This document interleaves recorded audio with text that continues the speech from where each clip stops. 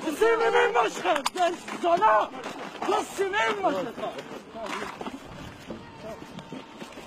من أخذ الإنسانة مشهد من أخذ يا دمر تسيبني مشهد دمر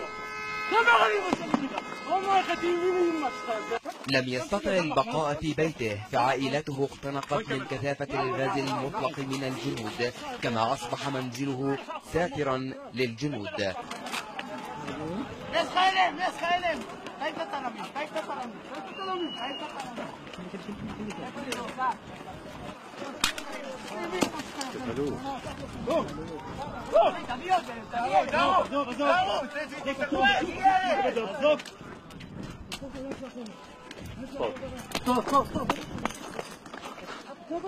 المواطن شادي الغباشي من مخيم الجلزون للاجئين يخرج بكل إرادة وتحدي، وكانت المشاهد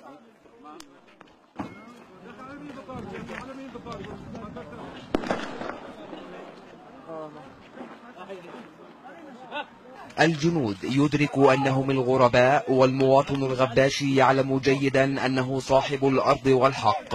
أكثر من 4 جنود أحاطوا به وانهالوا عليه بالضرب سواء بأيديهم أو ببنادقهم وحتى بأرجلهم السوداء. سال الدم من رأسه ووجهه امتلأ بالتراب وكأنه يقول: هنا وطني وهذا ترابه الغالي ولن أرحل. وبعد أكثر من مرور 10 دقائق من الضرب العنيف كبلوا يداه واقتادوه إلى داخل ما تسمى بمستوطنة بيت إيل القريبة من المخيم. قوات الاحتلال استخدمت منازل المواطنين ومركباتهم سواتر للاحتماء والاختباء خلفها، وهنا مواطن يجبره الجنود على الوقوف ويصيب يده بجروح بعد إطلاق عيار مطاطي اخترق زجاج مركبته. وفي ذات المكان اندلعت مواجهة غاضبة مع قوات الاحتلال رشق فيها الشبان الجنود بالحجارة والزجاجات الفارغة. أصيب خلالها 10 شبان بالرصاص المطاطي، فيما تمكن الشبان من إصابة جندي بحجر في وجهه.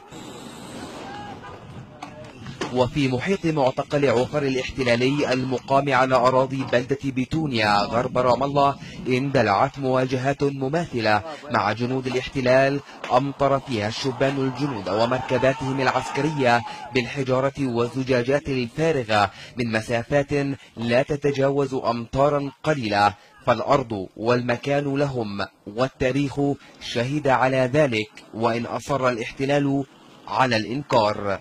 على مدخل مخيم الجلزون للاجئين تختلف الصورة كليا. المواطنون يضربون ويكبلون، فيما يتخذ جنود الاحتلال من مركباتهم كسواتر للاقتحام والاعتقال والاعتداء. من أمام مدخل مخيم الجلزون للاجئين شمال مدينة رام الله، علي دار علي، تلفزيون فلسطين.